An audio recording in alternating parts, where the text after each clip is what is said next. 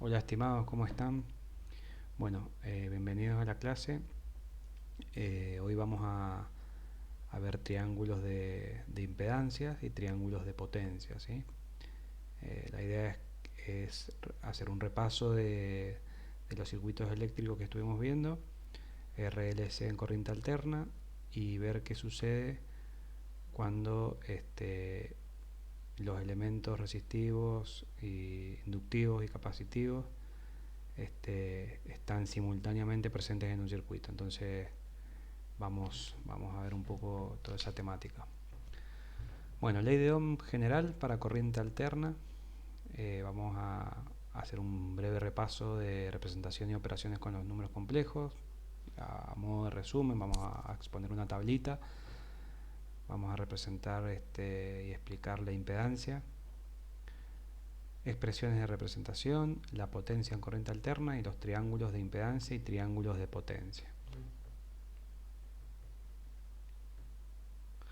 Representación de un número complejo. Bueno, habíamos estado viendo en los prácticos anteriores la forma de operar con los números complejos, ¿sí? Y acá recortamos una parte del libro y la presentamos porque está bueno para tenerlo en la cabeza como un resumen práctico para tener a mano.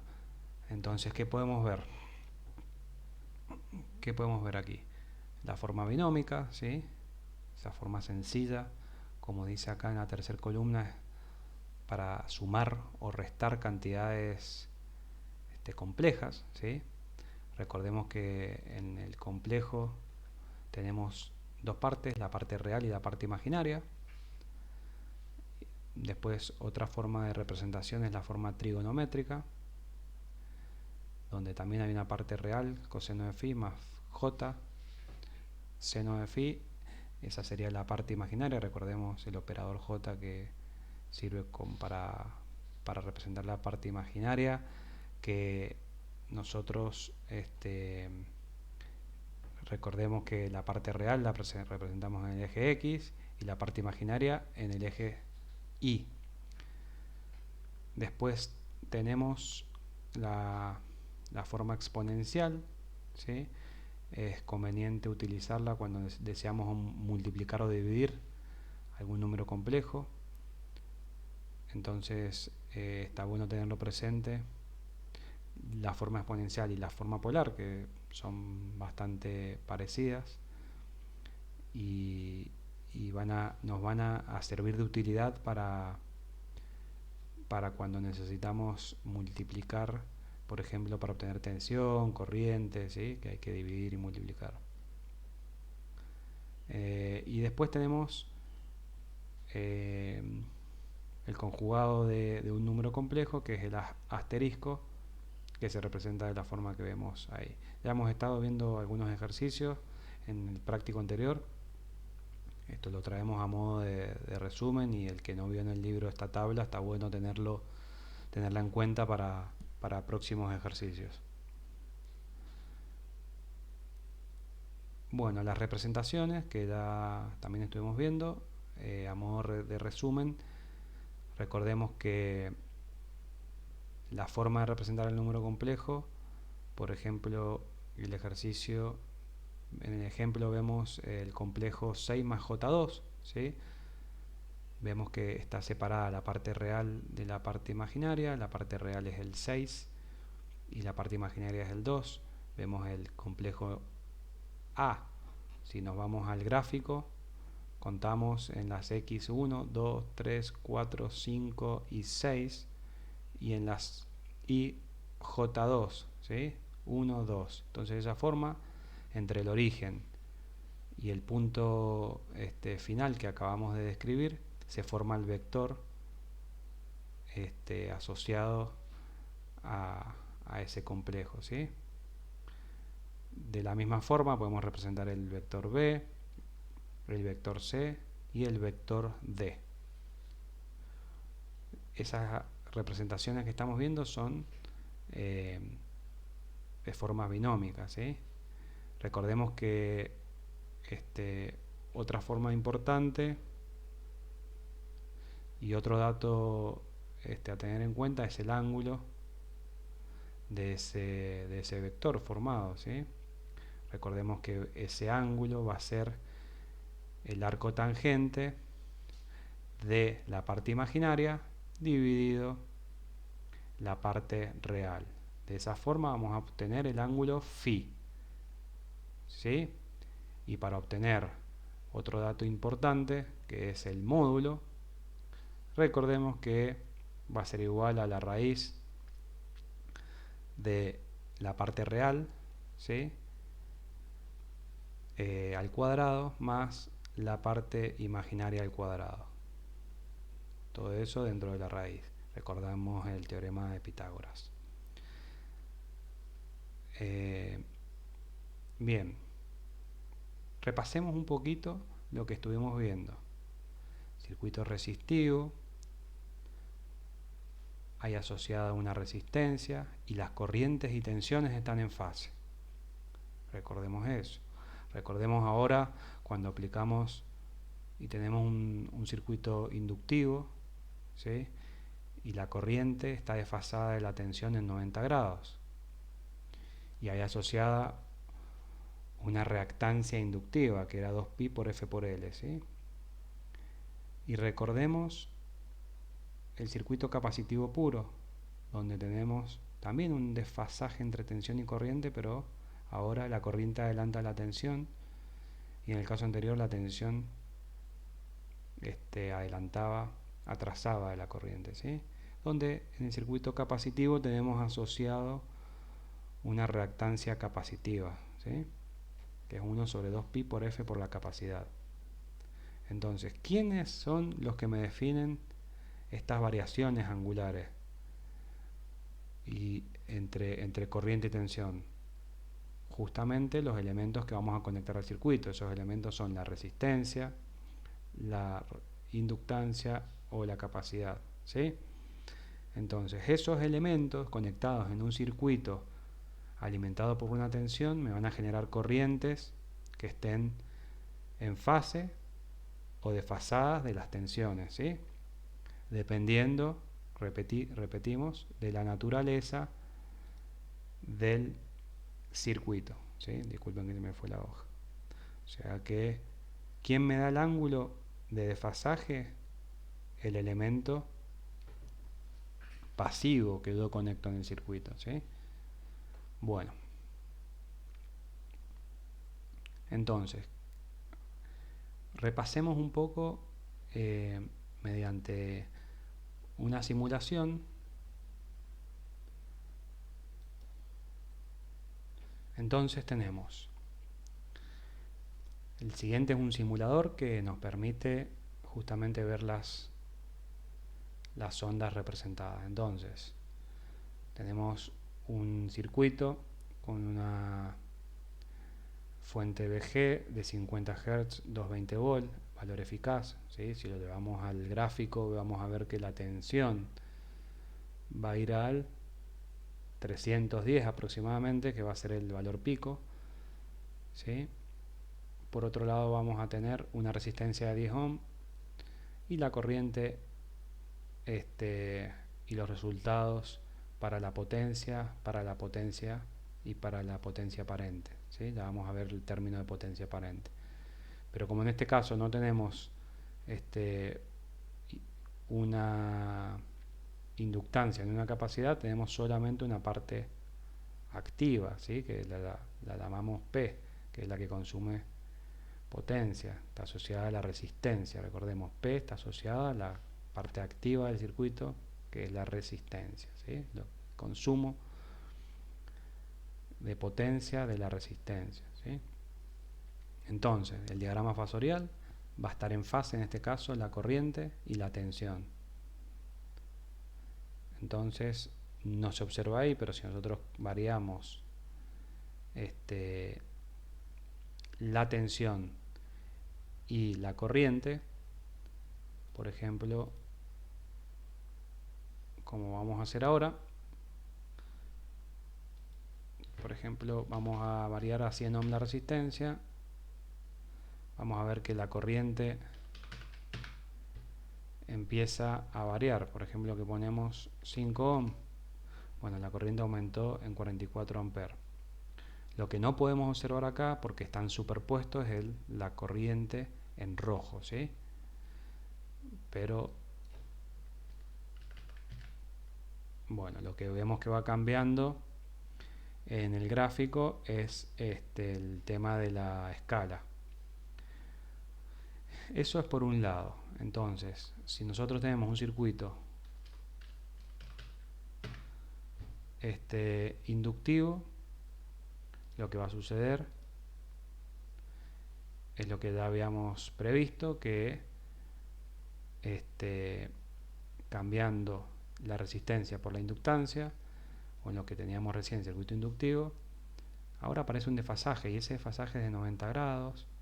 Tenemos la corriente, el ángulo que es 90 grados, la potencia, y aparece una potencia Q en bar, ¿sí? Que es la asociada a la inductancia, recordemos eso, y aparece un desfasaje entre tensión y corriente, siendo la corriente en atraso con respecto a la referencia, que es la tensión. Ahora vamos a ver el circuito capacitivo. En el circuito capacitivo, fijémonos qué sucede. También en desfasaje de 90 grados, pero ahora la corriente la vemos primero, ¿sí? La corriente viene primero y la tensión viene después, también en 90 grados. Y asociado hay una potencia que está con el signo menos, que es una potencia reactiva capacitiva, asociado a la capacidad. Ahora, la pregunta mía es, ¿qué sucede cuando nosotros interactuamos con una resistencia, una capacidad y una inductancia, ¿sí? Hemos visto hasta el momento circuitos que tienen o resistencia, o inductancia o capacidad. Bueno, entonces vamos a colocar ese elemento. Por ejemplo, una resistencia y una inductancia. Fíjense el ángulo que hay ahora, ya no es más 90 grados, ¿sí? Se empieza a poner un poco más complejo y el ángulo es un poco, en este caso, entre tensión y corriente, no es más 90 grados porque está afectada la resistencia. Recordemos que si el circuito era solo resistivo, están alineados tensión y corriente. Ahora, si había una inductancia, estaban en 90 grados. Bueno, hay una composición que la vamos a llamar entre XL y R, hay una composición que se llama impedancia, ¿sí? Z. Ya lo vamos a ver, pero fíjense ahora que si yo pongo 3 henrios, el desfasaje casi es 90 grados. Si por ejemplo ahora hacemos disminuimos la resistencia, tiende a ser 90 grados porque casi, si ponemos 0, significa que no hay resistencia y es 90 grados, ¿sí? Entonces en este circuito sería un circuito inductivo puro. Ahora, ¿qué sucede si nosotros ponemos una resistencia de 10 ohm como veníamos? El ángulo se va a ir achicando. Si ponemos 100 ohm, se va a ir achicando. Si ponemos 1000 ohm, vemos que el ángulo se va achicando. Y si ponemos 10.000 ohm, y si ponemos 1.000.000 de ohm, el circuito es puramente resistivo, ¿sí? Entonces, en este caso podemos decir que la inductancia asociada al circuito es casi nula. Miremos el ángulo que hay entre la corriente y la tensión. Ahora, a medida que, fíjense ahí, ese puede ser un ángulo de 45 grados donde podemos decir que es un circuito que tiene una propiedad de un 50% en inductancia y un 50% en resistencia, ¿sí? Lo mismo podemos hacer con un circuito que tiene resistencia y capacidad, ¿sí? Pero ahora la corriente va a estar, si nosotros ponemos que la resistencia es 0 y va a ser un cortocircuito, es como que la resistencia no existe, ¿sí? Estamos cortocircuitando y vamos a tener el caso que habíamos estado viendo. Ahora, ¿qué sucede cuando empezamos a aumentar esa resistencia? Vamos a ver que el ángulo empieza a disminuir, hasta casi convertirse en un circuito resistivo. Fíjense cómo aumenté la resistencia, ¿sí? Entonces, vamos a colocar una resistencia, por ejemplo, de 1000 ohm. Hay un cierto ángulo que es menos 32 grados. Entonces vemos que el concepto se repite para un lado y para el otro lado del eje. Uno en el caso capacitivo adelantando la corriente y en el caso inductivo atrasando la corriente, ¿sí? Ahora, ¿qué sucede cuando tenemos un circuito donde hay puramente una inductancia y una capacidad? Bueno, esos circuitos realmente medios que un poco que no van a existir, pero bueno, lo que habría que hacer en ese caso va a ser una composición de ambos elementos, ¿sí? Fíjense, a medida que aumentamos la reactancia, la potencia, en este caso la corriente es casi cero, ¿sí? Me parece que me fui ahí al demonio con la inductancia. 0,3, vamos a poner por ejemplo ahora 0,001 y vemos que en ese caso predomina más la parte inductiva, la parte capacitiva que la parte inductiva, entonces cambió de signo el vector, ¿sí? Entonces lo que va a pasar acá es que el vector va a estar o de un lado o del otro, nunca va a tener un ángulo menor a 90 grados, o va a tener un ángulo 90 grados positivo o 90 grados negativo, ¿sí? Ahora, ¿qué sucede cuando tengamos un circuito que sea RLC? Bueno, en el circuito de RLC el ángulo va a ser, la corriente va a estar por delante de la tensión, vemos la corriente en rojo, o detrás de la tensión, dependiendo si es más capacitivo el circuito, hay más capacidad o menos o más inductancia, ¿sí?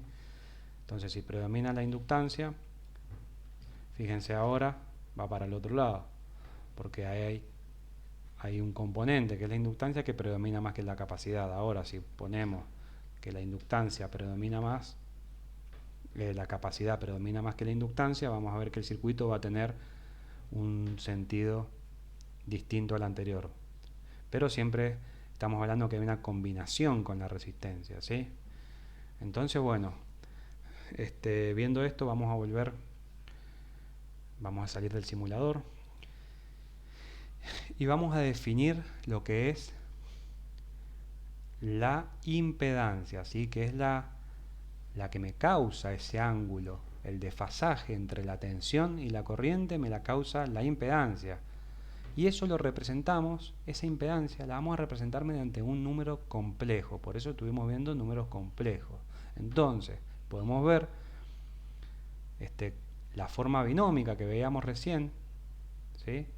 Si repasamos un poquito lo que habíamos visto recién, la forma binómica y trigonométrica, ¿sí? Teníamos R, que en este caso R es el radio o módulo, coseno de phi más j seno de phi. Y en la forma binómica teníamos A más JB. Bueno, esta es la misma forma, nada más que estamos representando un número complejo. ¿Y cómo lo vamos a representar?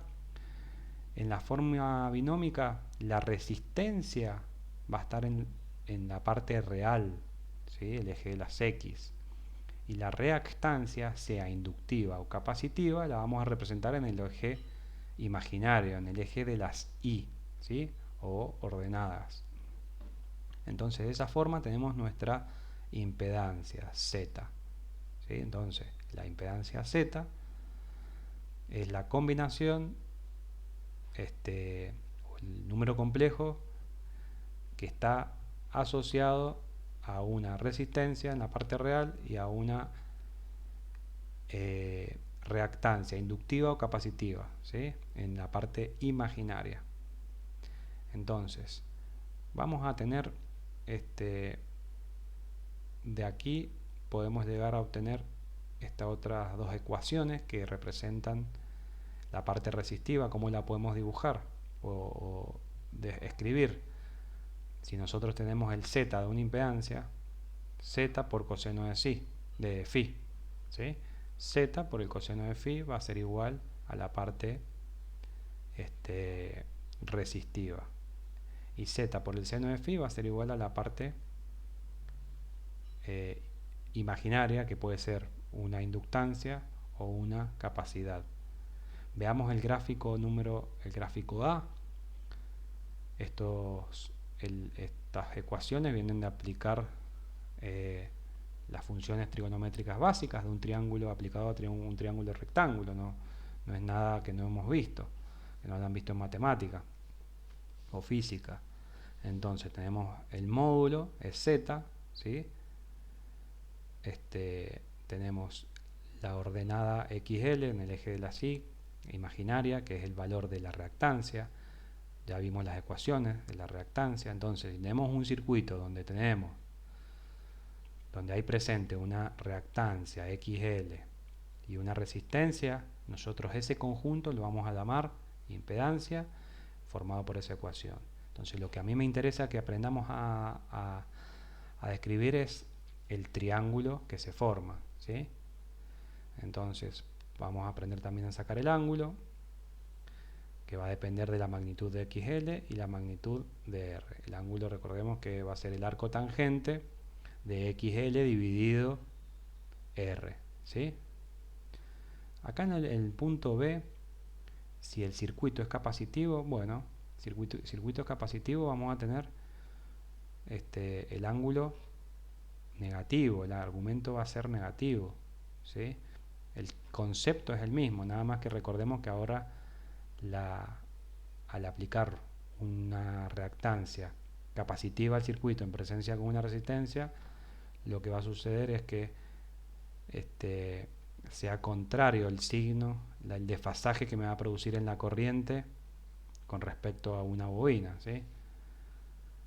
Y en el punto C podemos ver un circuito RLC, como habíamos visto recién, pero vamos a ver que predomina la parte inductiva. Fíjense, si nosotros sumamos la XL, el circuito llegaba hasta allá arriba, ¿sí?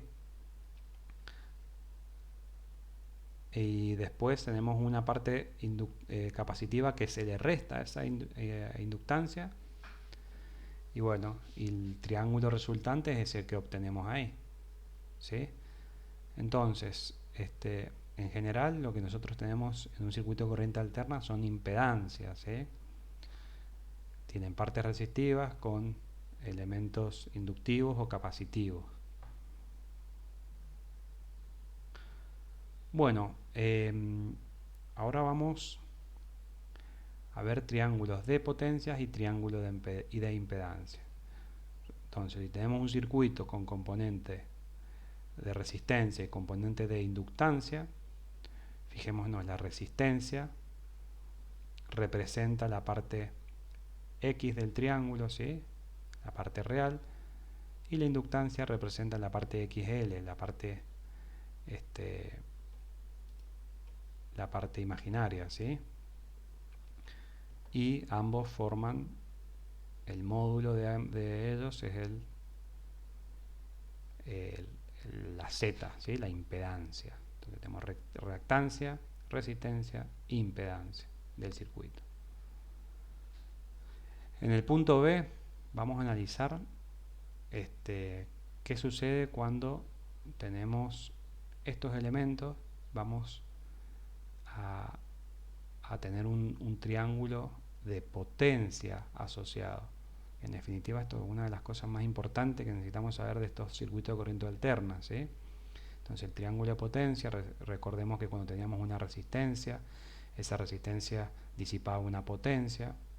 Cuando tenemos una reactancia, esa reactancia podríamos decir que disipa una potencia también QL, ¿sí?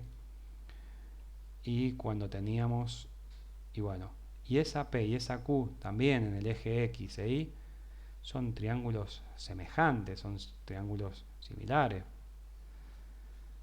Bueno, vamos a obtener una hipotenusa que la vamos a llamar S, que se llama potencia aparente, ¿sí? Entonces ahora vamos a obtener un triángulo semejante al triángulo de impedancias, donde el ángulo entre P y S es el ángulo phi, el famoso phi, ¿sí? Que a su vez ese famoso phi es el que está presente entre R y Z, y a su vez ese phi es el que me va a generar el desfasaje entre corriente y tensión, va a ser el ángulo que me desfasa corriente y tensión. Entonces, ¿quién es el que causa el desfasaje entre corriente y tensión? Y es el elemento que conectamos al circuito, la impedancia. Dependiendo de los valores de R y L, va a ser la variación de phi. Entonces acá vemos, ¿vieron? Entre tensión y corriente es el mismo ángulo presente, el phi, ¿sí? Que depende de la carga o del estado de carga del circuito. Entonces, como circuito equivalente, podemos decir que una R y una L, podría haber sido una R y una C, o una R, una L y una C, obtenemos como una impedancia, y en este caso la llamamos ZL porque predomina la parte inductiva, ¿sí? Si fuera un capacitor sería una ZC, ¿sí? Bueno, las ecuaciones que se pueden utilizar para representar la impedancia, así como habíamos representado las fórmulas para averiguar las reactancias o la resistencia aplicando ley de Ohm, también podemos obtener el Z de la siguiente forma: es el vector U sobre el vector dividido el vector de corriente. Recuerden en la tablita que yo puse para que ustedes puedan trabajar con números complejos, en este caso se están dividiendo. Bueno, ahí obtenemos la división de ambos números complejos, ¿sí? Recordemos que estamos trabajando con vector U y vector I. Cada uno tiene un ángulo, ¿sí? Fijémonos el argumento de la tensión o el de la corriente. Recordemos las primeras ecuaciones donde veíamos seno de omega t. Bueno, omega t era dato, ¿sí? Y el psi era el ángulo inicial en la tensión, y después teníamos en la corriente, si era inductivo, capacitivo, le poníamos el menos psi o el más phi, el más phi o el menos phi. El ángulo psi era el ángulo inicial, que le poníamos igual a 0, ¿sí? Bueno, acá están las distintas formas de representación. Y esta fórmula que la acabamos de explicar hace un ratito, igual que las que están acá abajo. Podemos decir que el ángulo phi o argumento, ¿sí? Ese argumento es el ángulo de desfasaje entre la tensión y corriente, de tal forma que si es positivo corresponde a un circuito inductivo, si es negativo corresponde a un circuito capacitivo. Como sabemos, este ángulo es de gran importancia en corriente alterna, pues le llamamos factor de potencia y nos da la información acerca de la naturaleza de la energía reactiva y nos la cuantifica. Bueno, esa sería la definición de ese ángulo phi del cual estamos hablando. Bueno, triángulo de potencia. Recién vimos cómo elaborar el triángulo de impedancias. Ahora vamos a ver cómo elaboramos el triángulo de potencia, y de acá vamos a concluir con unas ecuaciones muy interesantes. Podemos ver que si al triángulo de impedancia que teníamos, recordemos el triángulo de impedancia Z, R y XL, ¿cómo hago para obtener yo el triángulo de potencia que tengo a la derecha? ¿Sí? Si yo tengo los valores de Z, el valor de R y el valor de XL, ¿qué tendría que hacer para obtener S, P y Q? Lo multiplicamos por I cuadrado, ¿sí? Si tenemos el valor de la corriente, entonces podemos obtener el triángulo de potencia. Entonces, en ecuaciones tenemos que la potencia P, fíjense, la potencia P, si tenemos la resistencia, multiplicamos por I cuadrado y obtenemos la potencia P. Y a esa potencia le vamos a llamar potencia activa, ¿sí? Físicamente representa la potencia cedida en calor, el trabajo desarrollado activo, ¿sí? El trabajo de la potencia activa, el trabajo en función del tiempo, ¿sí? O sea, recordemos que potencia es Joule sobre segundo, que eso es igual a watts. Entonces, es lo que a mí me genera trabajo, es la potencia que yo útil de una máquina, podemos llamarla, o el calor que entrega, lo podemos ver de esa forma, ¿sí? La potencia reactiva, ¿cómo la obtenemos? Tenemos Q, la habíamos estado calculando, pero podemos obtenerla de semejante a este triángulo de impedancia como X, XL si es inductivo y XC si es capacitivo, por I cuadrado.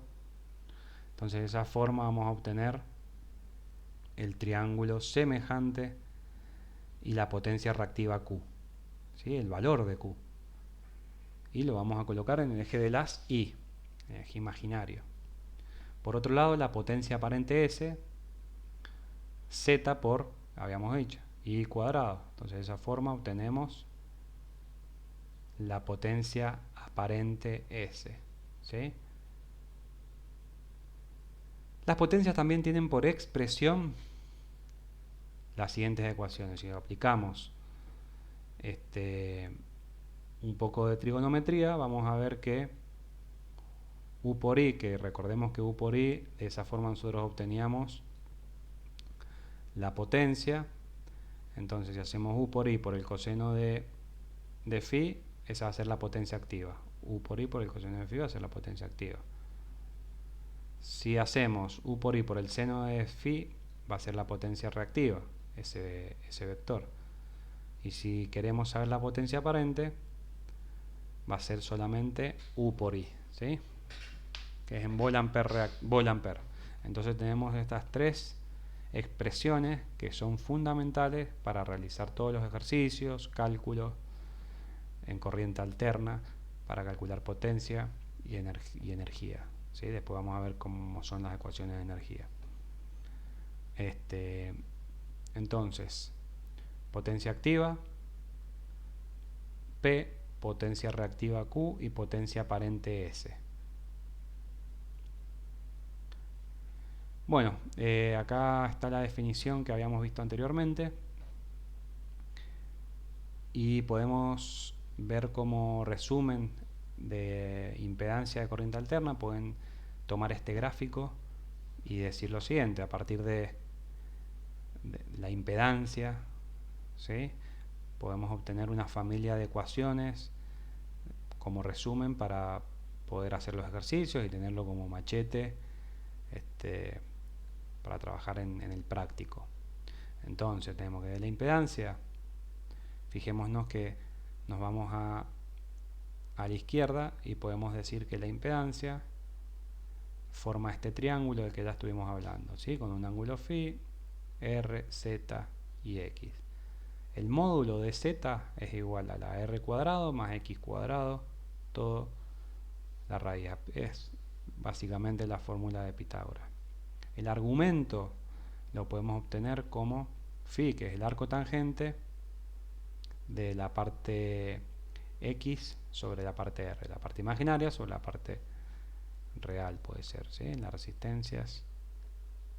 Entonces de esa forma obtenemos el ángulo phi.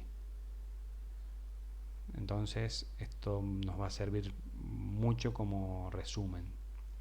Ahora, si vamos a relacionar la impedancia con ley de Ohm, podemos aplicar que la impedancia también en el circuito va a ser igual a la tensión dividido la corriente del circuito, donde tenemos otras dos formas de expresar esa impedancia. Z como forma binómica va a ser igual a Z igual a R más JX, y la forma polar como Z igual a Z phi. En la calculadora utilizamos mucho la forma polar. Ya vamos a hacer algunos ejercicios para que entremos bien en tema. Por otro lado, vemos la parte de arriba, que tenemos la parte resistiva y cómo se forma el binomio, digamos, la forma binómica, donde tenemos R, que es la parte resistiva, más J, y el X es la resta entre el XL menos el XC. Entonces, si uno es más grande, me va a cambiar el signo. Si XC es más grande, me va a cambiar el signo, y eso va a hacer que el ángulo se me desplace, en el caso que estamos viendo ahí donde estoy señalando, hacia el otro lado, la corriente adelantándola. Entonces ahí tenemos los vectores, cómo forman el triángulo, el ángulo phi y el circuito esquemático. Bueno, estimados alumnos, no quiero hacer la clase tan larga, si no se desconcentran. Creo que hay mucha información en esta clase nueva que es muy interesante que puedan conceptualizarla bien ustedes, repasando, y bueno, cualquier duda saben que me pueden consultar. Muchas gracias.